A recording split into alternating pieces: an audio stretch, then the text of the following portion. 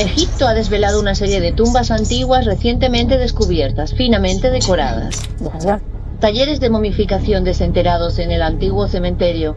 Imagina esto. Un cuarto sellado hace 4.500 años, dentro de una pirámide que los expertos llevaban más de un siglo dando por completamente estudiada. Nadie sospechaba que hubiera nada más ahí dentro. Los planos estaban hechos, los libros estaban escritos. El caso, según todos, estaba cerrado. Y entonces, un equipo de conservación notó algo raro en un muro que se suponía era piedra sólida y maciza. Un radar de penetración lo confirmó. Detrás de esa pared no había roca, había un vacío que alguien había sellado a propósito, con tanta precisión que la unión entre bloques resultó invisible durante 140 años de visitas, estudios y fotografías. Cuando finalmente lograron introducir una cámara diminuta por una abertura, la imagen que apareció en la pantalla de una laptop, ahí mismo, en medio de un pasillo lleno de polvo milenario, dejó mudo a todo el equipo durante varios minutos. Nadie decía nada. Nadie sabía qué decir, porque lo que estaban viendo no debería existir. Los colores todavía se veían brillantes. Después de 4.500 años sellados en completa oscuridad, los colores todavía se veían brillantes. Y eso es apenas el comienzo de esta historia. Porque lo que hay pintado en esas paredes no encaja con nada de lo que la arqueología egipcia da por establecido. Hay escenas que no deberían estar ahí. Hay una habitación que no debería existir en esa posición dentro de la pirámide. Y hay preguntas que, hasta el día de hoy, ningún especialista ha logrado responder por completo. Bienvenido a uno de los descubrimientos más desconcertantes de la arqueología moderna. Vamos a contarte exactamente qué encontraron, qué significa, y por qué una parte de esto sigue sin explicación. La pirámide que todos creían conocer Egipto tiene decenas de pirámides, pero casi todo el mundo solo conoce 3 o 4. Giza acapara toda la fama, la Gran Pirámide, la Esfinge, las postales, los turistas con camellos. Un poco más allá, Saqqara también se lleva su parte de reconocimiento gracias a la pirámide escalonada.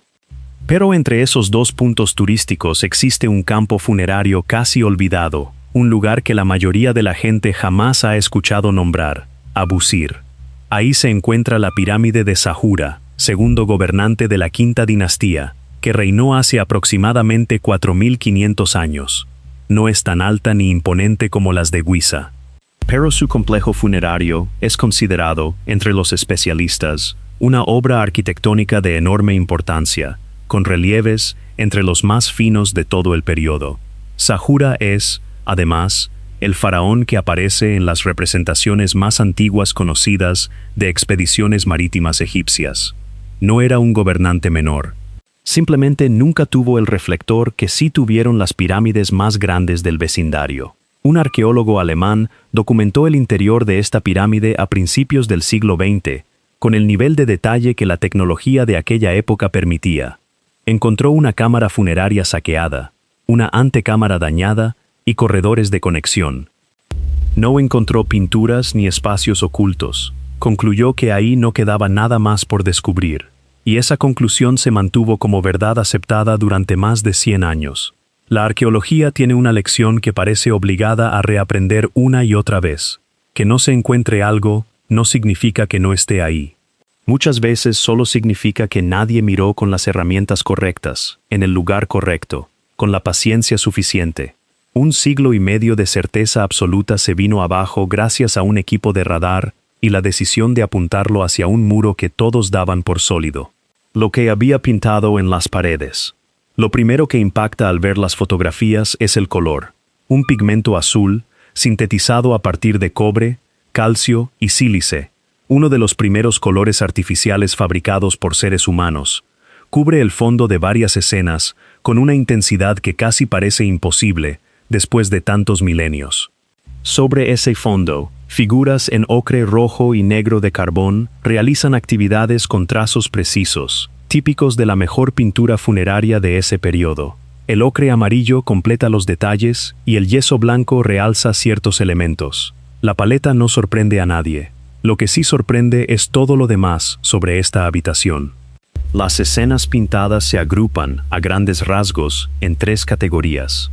La primera muestra una cacería en un pantano, hombres sobre embarcaciones de papiro usando bastones arrojadizos para derribar aves acuáticas, mientras peces identificables nadan bajo la superficie estilizada, y la vegetación se despliega con un detalle botánico sorprendente. Las aves están representadas a mitad de vuelo, en posturas que sugieren observación directa de la vida real. Este tipo de escena es común en tumbas de nobles de esa época. Lo que jamás se había visto es esa misma escena dentro de una pirámide real. La segunda categoría es una procesión. Una fila de figuras avanza cargando objetos, algunos identificables como ofrendas de comida, bebida, telas e implementos rituales. Otros objetos cuelgan de varas de carga en ángulos que no coinciden con ningún tipo de ofrenda catalogado hasta ahora.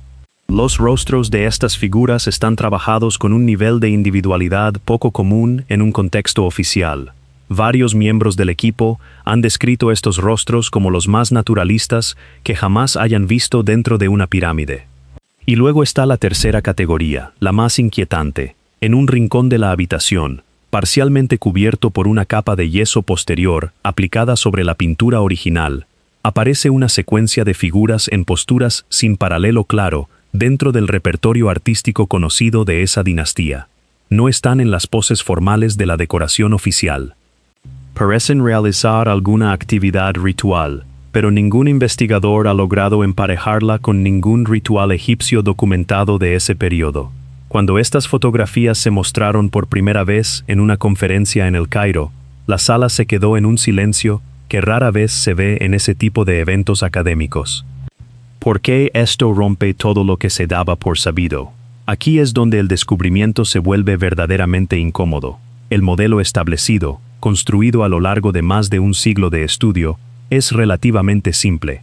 Las grandes pirámides de la Cuarta Dinastía prácticamente no tienen decoración en su interior. Las paredes son piedra caliza desnuda. Esa ausencia no fue un descuido, sino una decisión deliberada, ligada a ideas teológicas específicas sobre lo que debía existir dentro de una pirámide para que la vida después de la muerte del faraón funcionara correctamente. La Quinta Dinastía marca un punto de transición. Los llamados textos de las pirámides, la literatura religiosa más antigua conocida, aparecen por primera vez en la pirámide de un faraón posterior, casi un siglo después de Sahura. Antes de ese momento, según el modelo aceptado, los interiores estaban vacíos de decoración. Después, esa tradición se consolida en las dinastías siguientes. La pirámide de Sahura, por cronología, pertenece a esa fase sin decoración. Por eso esta cámara resulta tan desconcertante. Aparece justo en el lugar equivocado de la secuencia histórica que todos daban por cerrada. Y hay algo que complica todavía más el panorama. La cámara no fue sellada por saqueadores ni por escombros acumulados con el tiempo. El techo que la cierra es contemporáneo a la construcción original, unido con el mismo mortero que el resto de la estructura. Esta habitación fue sellada en el momento mismo de la construcción, o inmediatamente después. Alguien la decoró con considerable habilidad y un gasto importante de recursos, y después la cerró para siempre, con la intención explícita de que nadie volviera a entrar jamás. Existe cierto precedente ritual para este tipo de decisiones, pero la combinación específica que se da aquí, una cámara pintada donde se supone que no debía existir decoración, sellada de forma intencional, mostrando escenas que en parte resisten identificación clara, es lo que resulta tan difícil de encajar.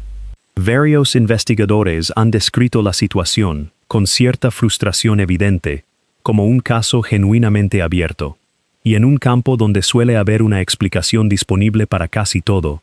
Esa frase resulta más inquietante de lo que parece. Lo que reveló el análisis químico. La pintura no miente, pero a veces cuenta una historia distinta a la esperada. Un equipo de conservación combinó especialistas internacionales con el Ministerio Egipcio de Antigüedades para realizar un análisis químico no invasivo de las superficies pintadas, usando espectrometría de fluorescencia de rayos X portátil y espectroscopía Raman. Estas técnicas permiten identificar la composición de los pigmentos sin tocar ni tomar muestras de la superficie original. El azul egipcio domina las paredes como pigmento principal, algo consistente con una producción de altísimo estatus, ya que ese pigmento requería tecnología de horno sofisticada y no se usaba de manera casual. Su presencia confirma que quien encargó esta decoración tenía acceso a materiales especializados y a la infraestructura institucional necesaria para conseguirlos. El ocre rojo y el ocre amarillo son minerales de óxido de hierro comunes en todo Egipto. El negro de carbón, obtenido de material orgánico quemado, define los contornos. Hasta aquí, nada fuera de lo esperado. Lo inesperado apareció en el análisis del aglutinante, es decir, la sustancia orgánica usada para suspender los pigmentos y adherirlos a la superficie de yeso. Los aglutinantes típicos de esa época eran, casi siempre, cola animal o gomas vegetales. Pero el análisis de esta cámara mostró evidencia de un compuesto orgánico compatible con un medio a base de huevo, con un perfil de proteínas parecido al de clara o huevo entero. Esta técnica no es del todo desconocida en la pintura egipcia, pero aparece principalmente 1000 años después, en periodos mucho más tardíos. Su presencia en un contexto real de esta antigüedad no tiene ningún paralelo cercano en la documentación existente. Este hallazgo no pone en duda la datación, la evidencia estratigráfica, el contexto arquitectónico y la química de los pigmentos apuntan con firmeza a que la cámara es contemporánea a la construcción de la pirámide. Pero sí sugiere que el taller responsable de esta decoración empleaba una técnica extremadamente rara, extremadamente localizada, o simplemente nunca antes documentada, porque las herramientas analíticas adecuadas no se habían aplicado a suficientes superficies pintadas de ese periodo. La implicación es enorme. Es posible que todas las conclusiones sobre las técnicas artísticas del antiguo Egipto se hayan construido sobre una muestra mucho más pequeña y menos representativa de lo que se pensaba. Un capítulo entero de los libros de texto. En duda la secuencia ordenada que todos los libros repiten. Pirámides sin decoración primero, aparición repentina de los textos rituales después, y finalmente, el florecimiento completo de la literatura funeraria real. Es una de las narrativas más limpias y ordenadas de toda la egiptología. La cámara pintada de Sahura no encaja en esa secuencia. Sugiere que la decoración pintada podría haber existido en contextos de pirámides reales, mucho antes de lo que nadie imaginaba, escondida en espacios que jamás aparecieron en ningún plano arquitectónico, porque fueron sellados antes de que esos planos siquiera se hicieran. Nadie quiere decirlo en voz alta de forma directa, pero la implicación es evidente. Si una cámara pintada permaneció sin descubrir durante 140 años de estudio activo, podría haber más. El campo de Abusir contiene otras pirámides pertenecientes a distintos faraones de esa dinastía, algunas apenas parcialmente investigadas. El complejo de Sahura incluye pirámides secundarias para reinas, cuyos interiores tampoco han sido examinados por completo. Saqqara, más al sur, contiene decenas de estructuras, cuyo nivel de documentación va de lo exhaustivo a lo prácticamente nulo. Incluso alrededor de las pirámides más famosas de Giza existen espacios internos que jamás se han mapeado con tecnología moderna no invasiva, y esos son solamente los sitios que ya conocemos. Abusir mismo fue identificado formalmente como cementerio real apenas a finales del siglo XIX.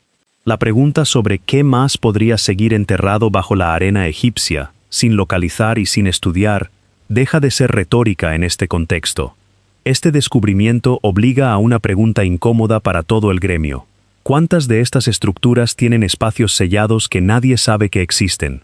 La respuesta honesta, ahora mismo, es que nadie lo sabe. El radar ya encontró algo más. Durante la misma temporada de estudio que produjo el hallazgo de la cámara de Sahura, el mismo equipo realizó transectos de radar en dos estructuras vecinas, dentro del campo de Abusir, la pirámide de otro faraón de construcción breve, poco estudiada hasta ahora, y una de las pirámides secundarias destinadas a reinas dentro del propio complejo de Sahura. Los resultados no se incluyeron en el anuncio inicial del descubrimiento, pero aparecieron después en una presentación técnica y en reportes especializados. Una de esas pirámides muestra su propia anomalía sospechosa. Aparece en una ubicación que no corresponde a ninguna cámara o pasillo conocido. La magnitud de esa anomalía es comparable a la de la cámara sellada de Sahura, apenas unos metros cúbicos, pero con un retorno de radar consistente y reproducible. incompatible con mampostería sólida. El equipo ha sido apropiadamente cauteloso al respecto. Las anomalías de radar en estructuras antiguas son notoriamente difíciles de interpretar. Pueden deberse a deterioro, filtración de agua, actividad animal, relleno de excavaciones anteriores y muchos otros fenómenos que no tienen nada que ver con una cámara pintada y sellada. La historia de los escaneos de pirámides está llena de anomalías que resultaron ser simple daño estructural y de anuncios que resultaron prematuros. Pero en este caso, el equipo ha señalado con lenguaje cuidadoso que la posición de la anomalía es estructuralmente más consistente con un espacio intencional que con daño por deterioro. El patrón del retorno de radar sugiere un vacío regular y delimitado, no la firma irregular típica de un colapso o erosión natural. No están afirmando un descubrimiento. Están señalando una anomalía que amerita mayor investigación. Esa es exactamente la postura científica correcta. Pero también es el tipo de declaración que, en este contexto, tiene un peso muy particular. Encontraron una cámara sellada mirando con cuidado una pirámide que todos creían terminada de estudiar. Ahora están mirando con el mismo cuidado la siguiente pirámide. El mismo equipo de radar, la misma paciencia metódica que encontró la primera cámara. La única pregunta pendiente es si la segunda resultará tan sorprendente como la primera. ¿Quién pintó esto y para qué? Esta es, por mucho, la pregunta más difícil de responder. La decoración funeraria egipcia generalmente tiene una función bien entendida. No es decorativa en el sentido moderno, no busca ser estéticamente agradable por sí misma, sino que es operativa. Las imágenes de ofrendas de comida están pensadas para garantizar mágicamente que esos alimentos existan para el difunto en el más allá. Las escenas de caza y pesca en las tumbas de nobles trasladan los placeres de la vida terrenal hacia el dominio eterno. Los textos rituales son liturgia, fórmulas específicas que permiten al espíritu del difunto navegar la peligrosa geografía del inframundo. Cada elemento de la decoración funeraria oficial tiene una función documentada en fuentes escritas. La decoración de esta cámara se resiste a encajar limpiamente en ese esquema. Las escenas de caza y pesca en el pantano tienen paralelos claros en la decoración de tumbas privadas, donde representan el ocio de la élite asegurado para la eternidad. Pero esos paralelos existen en tumbas de funcionarios, no en el interior de pirámides reales. El arte funerario real sigue reglas completamente distintas, y esta cámara parece haberlas ignorado por completo. ¿Por qué aparecerían escenas propias de la vida privada de un noble dentro de una pirámide real? ¿Es esto evidencia de un experimento teológico durante la Quinta Dinastía, un breve periodo en el que las tradiciones funerarias reales y privadas no estaban tan claramente separadas como después? ¿O es evidencia de que esta cámara cumplió un propósito ritual específico durante el proceso de entierro, funcionando como un espacio de culto temporal antes de ser sellada de manera permanente? Una hipótesis va ganando terreno con cautela. La idea de que esta cámara funcionara como una especie de espacio contenedor del espíritu del difunto. Un concepto bien documentado en la arquitectura funeraria de esa época, donde una habitación sellada albergaba una estatua del fallecido, construida junto a la capilla de ofrendas, pero deliberadamente inaccesible, conectada apenas por una pequeña ranura por la que podía pasar el humo del incienso. La idea detrás de este tipo de espacio era que albergaba la identidad ritual del difunto, completamente encerrada, separada de forma permanente del mundo de los vivos, sin necesidad de acceso ni observación humana. Un espacio de esta escala, y con esta decoración, en el contexto de una pirámide real, no tendría precedente conocido en ninguna estructura documentada hasta ahora. Pero el sellado deliberado, la naturaleza de las imágenes y la ubicación específica dentro del esquema arquitectónico de la pirámide hacen de esta hipótesis el marco más coherente disponible por ahora. Eso no significa que sea la respuesta correcta. Es simplemente la mejor candidata en una situación donde la evidencia se resiste, una y otra vez, a dar respuestas fáciles. El silencio que nadie menciona. Pasaron 18 meses entre el descubrimiento y el anuncio oficial. El hallazgo ocurrió en un momento determinado, pero la primera publicación formal apareció año y medio después. Durante ese periodo, las fotografías circularon apenas entre un pequeño grupo de especialistas. Se dieron sesiones informativas en conferencias bajo condiciones de confidencialidad, y el sitio se cerró por completo a cualquier visitante mientras se realizaba una evaluación de conservación. No hubo anuncios oficiales inmediatos. No hubo comunicados de prensa. Prácticamente nada se filtró, algo notable en un campo que no suele destacar por su discreción. El motivo detrás de esa demora fue una verdadera crisis de conservación. En el momento en que se rompió el sello y se introdujo la cámara, el simple hecho de dejar entrar aire ambiental a un espacio herméticamente cerrado durante miles de años inició un proceso de deterioro casi inmediato.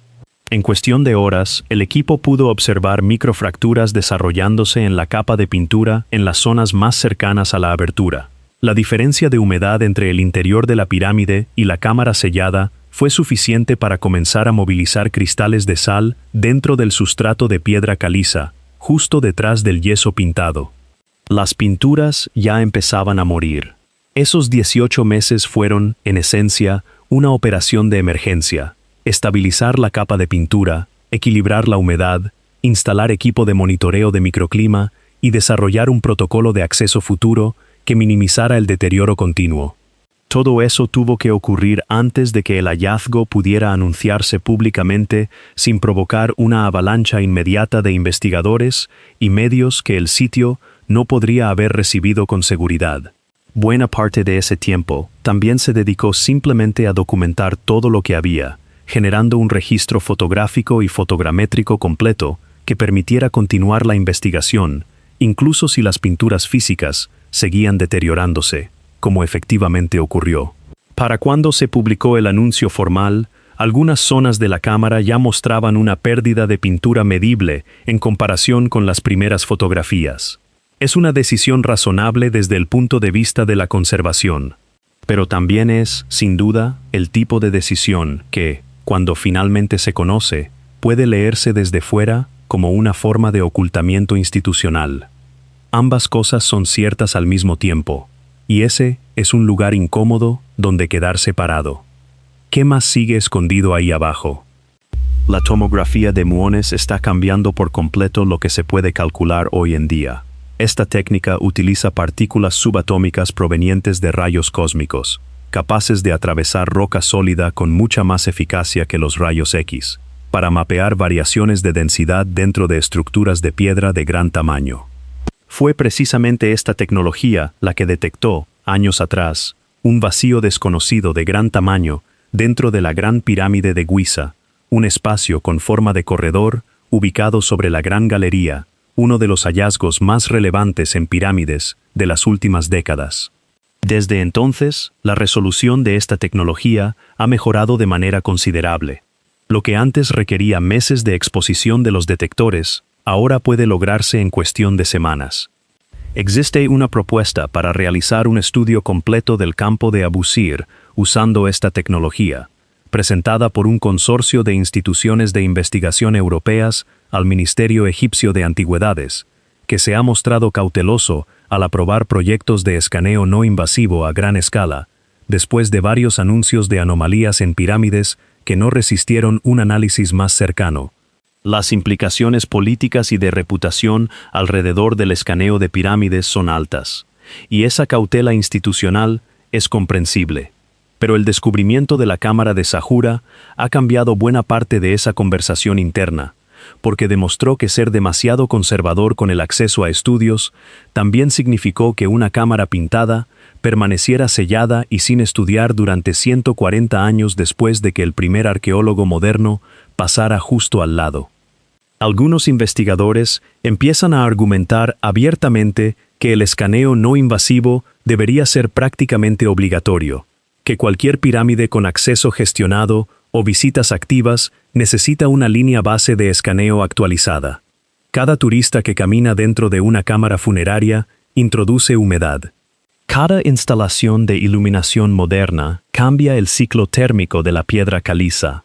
Cada año de acceso gestionado sin un escaneo base actualizado es un año en el que los cambios internos de la estructura pasan completamente desapercibidos.